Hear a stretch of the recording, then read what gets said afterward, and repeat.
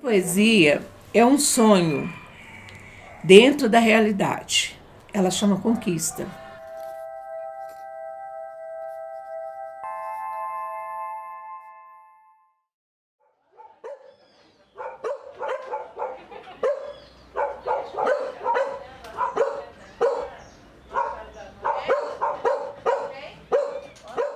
Pretinha, moradora do Alto Vera Cruz, escritora, publica seu primeiro livro de poemas aos 76 anos de idade.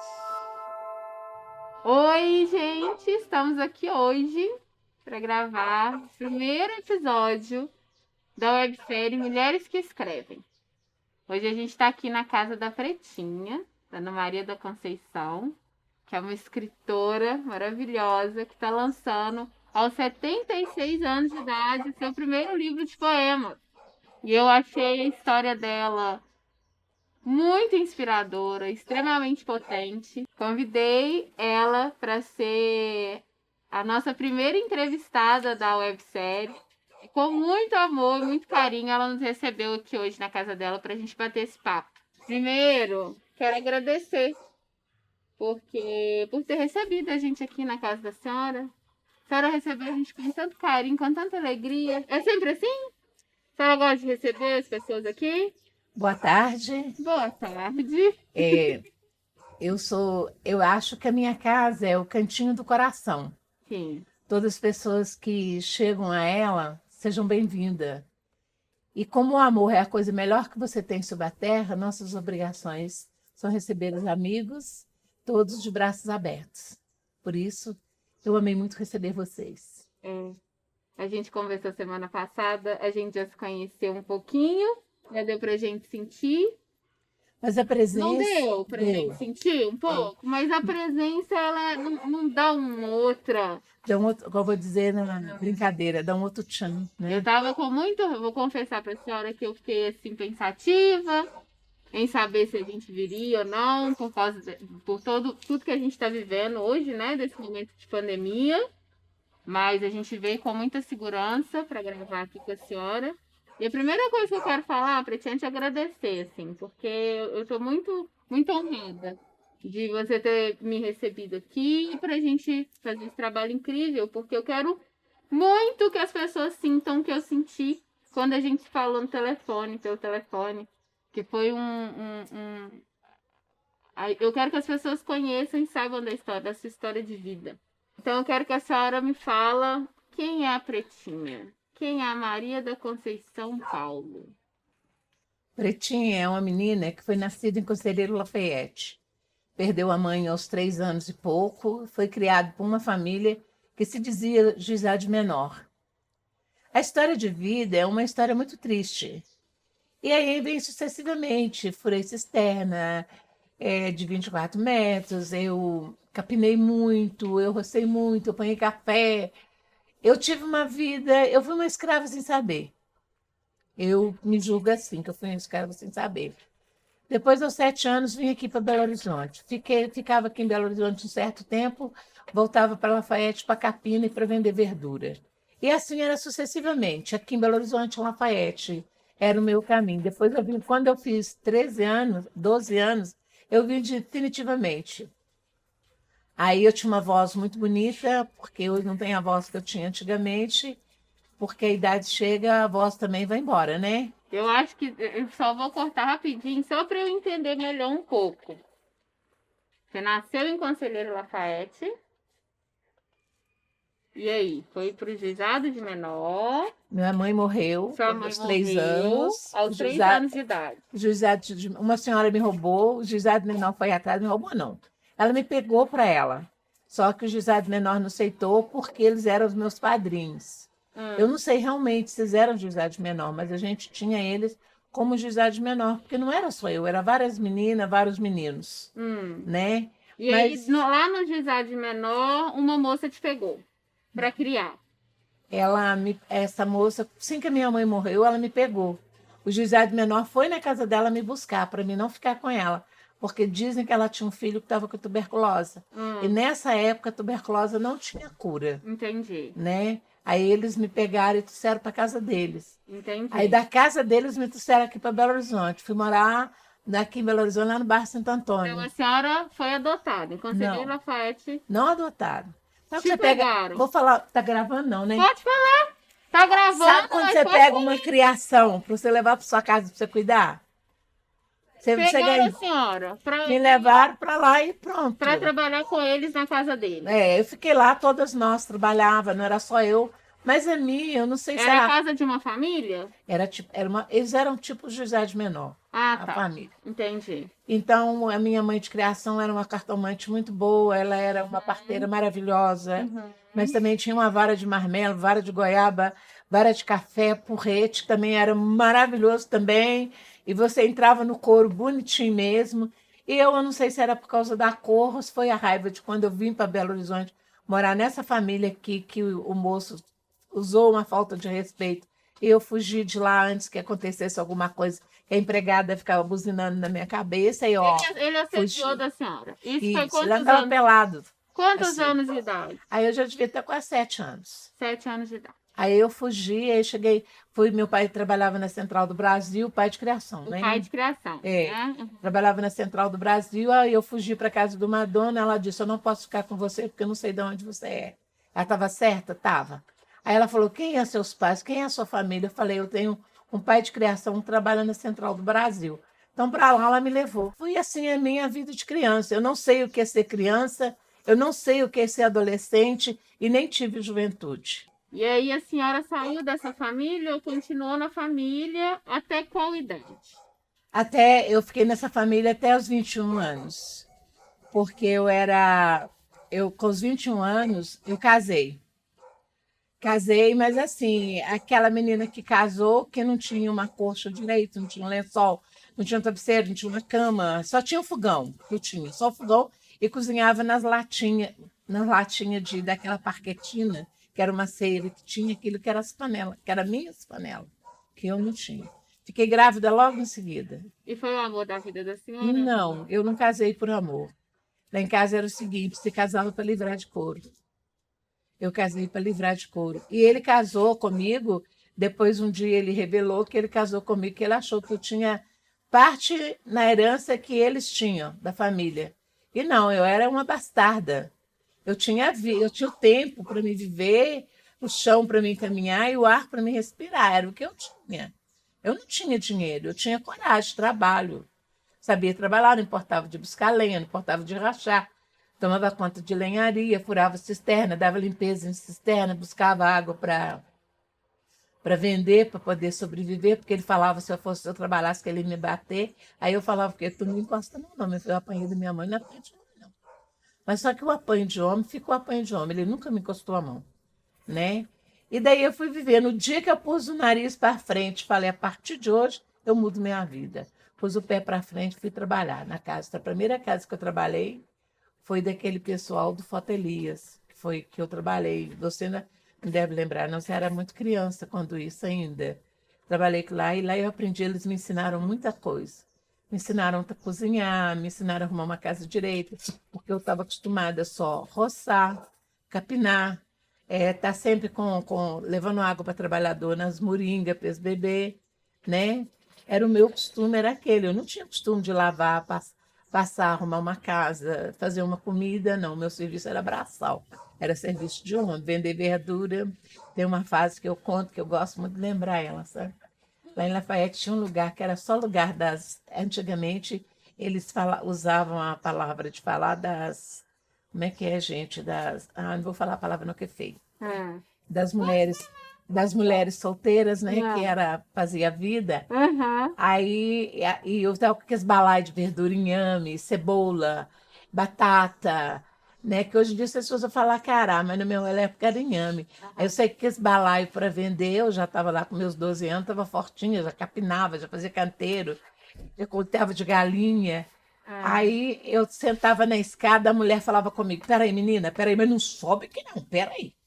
Aí ela ia lá, comprava a verdura todinha, né? Eu falei, oh Deus, vou embora para casa agora. Não, eu escondia, ficava fazendo hora na rua um pouquinho. Cheguei em casa para não pegar outro balaio de verdura. E às vezes eu ia, pegava. Para poder ter esse descanso. Não, era para descansar, não. É simplesmente para fugir, às vezes, de castigo, de couro, né? Quer dizer, eu acho que na época eu era mais negra de todo mundo. Então eu coloquei na minha cabeça que tudo de ruim era para mim porque eu era preta, né? Eu não me sentia uma menina, eu não me sentia criada por ninguém, eu sentia-me uma escrava. E quando eu começava, meu irmão começou a ler, que foi estudar, que ele começou a me ensinar o ABC. Aí ele começou a ensinar, ó, o ABC é assim. Você forma o B com A, forma BA. Forma o C com A, forma K. Aí ele começou a me ensinar algumas palavrinhas. E depois falou, vou te ensinar como é que você escreve seu nome. Aí mãe descobriu, que eu chamava ela de mãe. Mãe descobriu que ele estava me ensinando como é que escrevia. Ela passou a mão na vara de marmelo e ninguém pulou, viu? Mas ganhei tanta varada que as pernas ficou... Não podia aprender a ler Não, que nem escrever carta para estudar. namorado. Ah, entendi.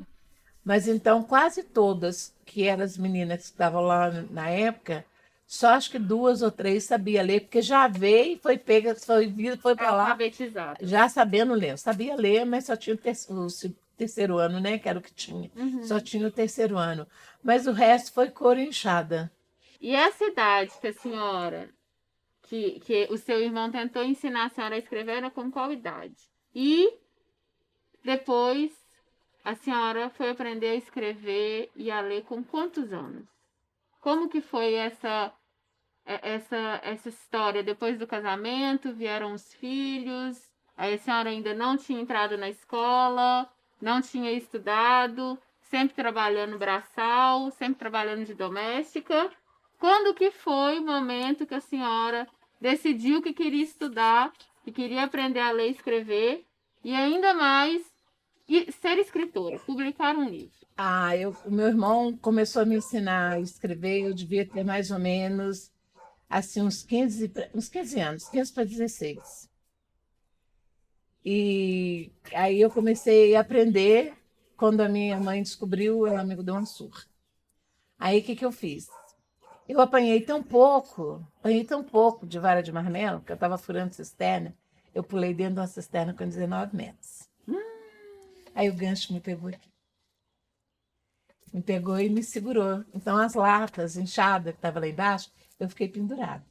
Então, o irmão da senhora começou a mostrar sobre leitura, ensinar a senhora, e aí depois a senhora casou. E em que momento da vida da senhora que a senhora decidiu que queria uma vida diferente, que não queria mais viver aquilo, que não queria mais sofrer tudo que a senhora estava sofrendo, e ir para a educação e se alfabetizar, estudar? Como que foi essa vontade?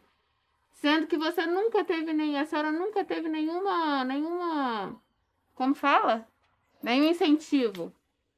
Eu tive esse incentivo, eu estava com 32 anos, eu fui trabalhar, eu desobedeci o marido, fui trabalhar em casa de família. As meninas, a minha menina estudou, o menino mais velho estudou, o caçula estudou, eu perguntei, vocês não querem estudar? Mas não quero não. Então tá bom, agora chegou minha vez, eu estava com 50 e tantos anos. Aí eu fui estudar. Nesse meu estudar, eu fiz primeiro, segundo num ano, no outro ano eu fiz terceiro e quarto, e passei para estudar primeiro ano, quinto, sexto, sétimo, oitava, parei por ali e fui ser presidente da terceira idade. Por aí eu comecei a brincar de escrever poesia. Eu estava com 64 anos. E aí estou brincando até hoje. Então a senhora viveu, educou os filhos primeiro, casou, educou os filhos, trabalhou, depois a senhora. E se não fosse eu ter quase morrido em 2011, eu teria continuado a estudar, porque o meu sonho era ser veterinária. Olha. Mas aí os sonhos ficam nos sonhos, porque hoje eu estudo, assim, às vezes eu costumo errar a palavra, aí eu chamo minha filha e falo, corrige isso aí, porque eu acho que eu escrevi errado. Aí a minha filha vem e corrige para mim. Outra hora eu vou em cima das meninas lá do Centro Cultural, então de alguém que está aqui no terreiro, acho que eu errei isso aí, corrige para mim. Por que a senhora não continuou estudando? O que aconteceu em 2011? Acharam eu dentro de casa caída, e nesse caído de dentro de casa eu fui para o hospital, e no hospital eu fiquei 17 dias em coma, Ao todo, eu fiquei 45 dias internada e voltei assim, meia pastel e sem jogo na perna. Aí fui para andador, do andador fui para bengala. O que Aí foi aconteceu? um Teve um processo. AVC? Uns falou que era derrame, outros falou que foi a diabetes que subiu. Eu não tinha tido diabetes, nunca tinha tido nada. Então, isso não impediu esse desejo de escrever, de continuar escrevendo e de continuar estudando. Não, eu parei, fiquei mais de um ano sem quieta em casa, porque eu não conseguia andar sozinha, eu dependia das pessoas para me ajudar, e com isso me atrapalhou bastante. E também eu fiquei assim, meia, de vez em quando eu troco letra. Aí eu tenho que pedir a minha filha para poder me ajudar para escrever. Eu tenho a ideia, mas não escrever, colocar no papel, às vezes eu erro. Aí eu peço a minha filha para poder corrigir para mim. Entendi. E esse caderno, esse caderno e essa pasta são as coisas que a senhora escreve. Isso. Eu quero perguntar uma coisa que a gente vai falar agora sobre essas poesias maravilhosas. O que inspira a senhora? Qual é a inspiração de vida da senhora? O que faz a senhora querer escrever? Às vezes, você quer fugir de uma responsabilidade e buscar outra. E quando você quer fugir de uma responsabilidade e buscar outra, você procura o papel e o lápis. Porque aquele pensamento positivo que vem na sua mente, você escreve que aquele pensamento ele não serve só para mim. Amanhã ele serve para alguém. Eu ainda não escrevi a poesia que eu quero escrever, porque eu quero estar bem calma e bem tranquila para me dizer, na verdade, para quando a pessoa olhar e falar assim: isso aqui tem amor, tem paz, tem tranquilidade, tem prosperidade. Então, eu não consegui escrever ela. E eu quero escrever para que as pessoas pararem de ler e pensar que a vida da gente é muito bonita, a gente que se torna ela feia. E é isso que eu quero que as pessoas entendam. E por isso eu começo. Vem o meu pensamento, eu sento no papel e vou lá, vou riscar para ver se vai dar certo. E a poesia aí, que eu gosto muito dela, eu gosto da Conquista e Rastro de Sangue. A senhora estava falando que quer ter essa paz toda, mas a senhora já escreveu. O livro já está pronto, essas Mas eu não poesias são quero só esse livro. maravilhosas. Depois que sair esse, eu quero escrever outro. Ah, Porque eu quero deixar assim, o dia que eu fechar o olho para sempre, essa ficou minha lembrança. e esse livro em específico? Mas Esse livro. esse livro vai ser, para mim, O que é já, a realização desse livro para a esse senhora? livro hoje já me fez chorar bastante. É, Eu já, por assim, quê? fiquei minha manteiga, Ah, porque eu acho assim, é por isso que eu exigi o pé no chão. Uma aham. menina que andou a vida toda de pé no chão. Hoje eu escrevo alguma coisa que alguém pode ler e falar, é pretinha. Para mim foi muito bom.